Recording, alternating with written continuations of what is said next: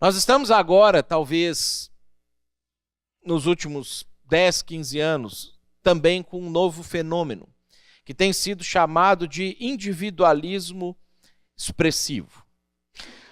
Então, antigamente, as pessoas tinham uma percepção de que a sua identidade ela era ligada à comunidade.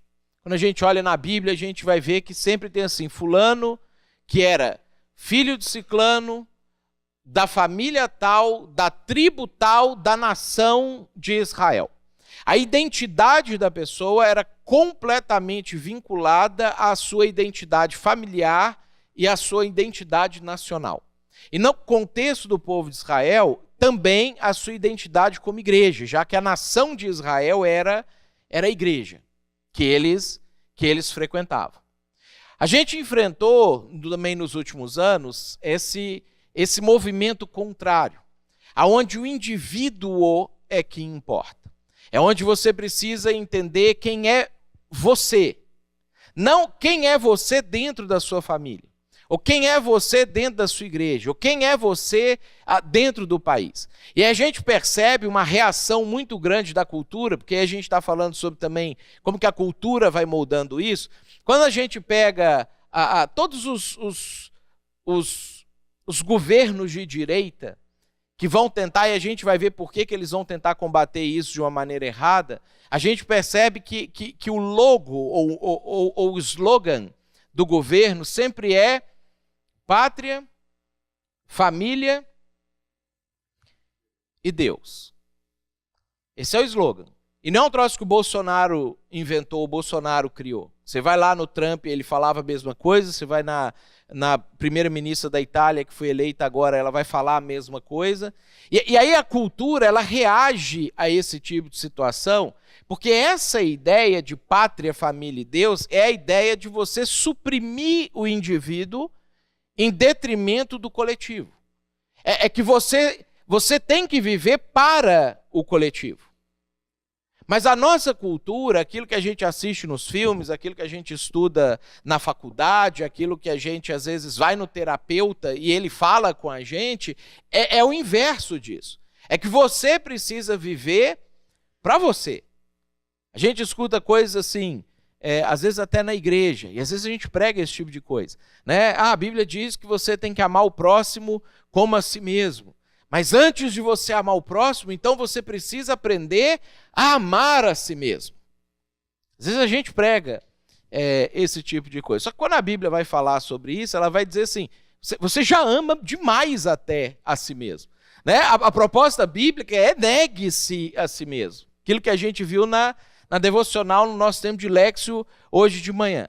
Deus ele não propõe que você continue aumentando o seu amor a si mesmo, para aí então você amar o próximo. Deus já pressupõe que você faz isso, que você ama a si mesmo. Mas é muito mais confortável a gente escutar ou reforçar coisas que trabalham a individualização. E aí a gente então passa por esse primeiro fenômeno que a gente vai chamar de a psicologização do eu. O indivíduo ele assume uma posição de destaque na sociedade. E aí a gente começa a ter esse tipo de conflito. Aonde está a identidade de uma pessoa que a gente vai alcançar? Como que eu vou comunicar para ela que a identidade dela não está ou não vai se encontrar dentro dela, mas a identidade dela vai se encontrar dentro da comunidade? E que a igreja é uma dessas respostas para a construção da identidade dela. Se ela está assistindo exatamente o oposto disso em todos os filmes, ou ela está escutando o oposto disso em todas as músicas. Esses dias eu estava vendo uma música que eu já tinha ouvido ela milhares de vezes, assim, talvez você já deve ter ouvido ela, mesmo se você não escuta música secular, você já deve ter ouvido, sei lá, no shopping, alguém passando. Eu não lembro exatamente quem canta essa, de repente alguém que sabe aí, a Amanda pode me ajudar nessa aí, né? A menina começa a cantar assim, I bought myself flowers, na, na, na, na. Como é que é essa aí, Amanda? Me ajuda essa aí, eu esqueci quem que é. Miley Cyrus, né? Mais um trechinho. Né? Ela fala assim, eu posso comprar flores para mim mesmo. Porque ela construiu uma música em contraponto da música do, se eu não me engano, do Bruno Mars, que estava falando sobre comprar flores para a mulher. Aí ela vai lá e muda esse sentido. E aí a gente vai escutando essas coisas, a gente pensa assim, não, sim, o contexto de quando ele fala isso, ele é um contexto tóxico e é um contexto talvez que está diminuindo a mulher, mas a resposta para isso da cultura é, mulher, você compra suas próprias flores. Individualização. Então, o tempo inteiro a gente vai sendo bombardeado com essa ideia de que a resposta para o problema que o pecado causa na comunidade é eu viver a minha vida sozinho. Que aí é outro elemento que a gente já enfrenta no Brasil de forma galopante, que é o do desigrejamento. A resposta que eu vou dar de entrar na comunidade, encontrar problemas na comunidade, é eu viver a minha fé sozinho. Na minha casa, eu faço a minha leitura bíblica, eu posso orar sozinho, eu posso cultuar a Deus sozinho.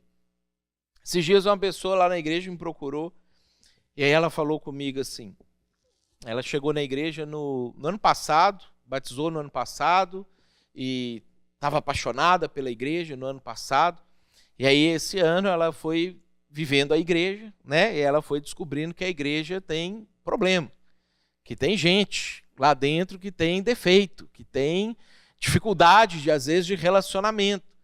E aí ela chegou para mim, chamou para conversar e falou para mim assim, puxa, eu estou muito, muito triste, porque eu até quase saí da igreja esse ano, quase deixei a igreja esse ano, porque quando eu cheguei aqui, eu achava que a igreja era como você, que sempre me acolheu, que sempre prestou muita atenção no que eu falava, que mesmo quando eu cometia algum erro, você falava comigo de uma forma muito carinhosa, que você, de alguma maneira, me valorizava.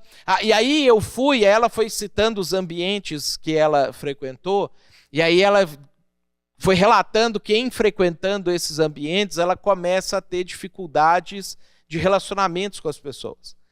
E aí ela começa a encontrar uma pessoa que trata ela um pouco mal, uma pessoa que é um pouco mais ríspida com ela, uma pessoa que não para prestar atenção nela quando ela tem uma dificuldade. E aí a resposta que ela tem para isso, imediatamente, é: eu vou me isolar.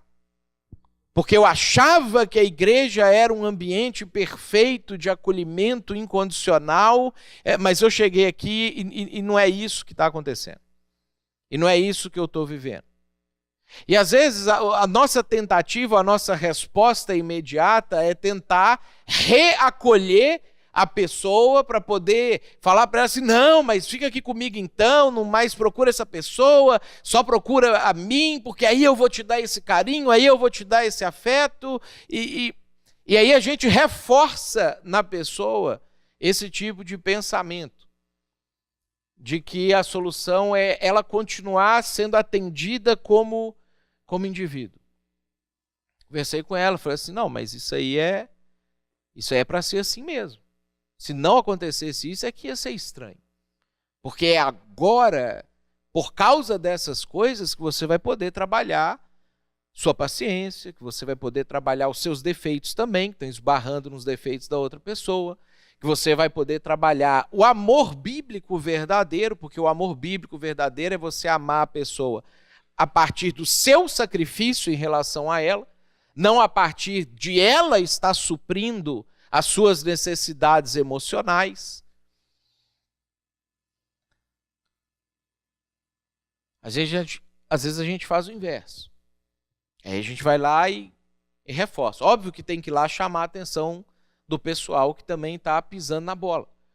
Porque tem que aprimorar mesmo, tem que ficar mais legal mesmo. Mas a gente não pode reforçar essa cultura.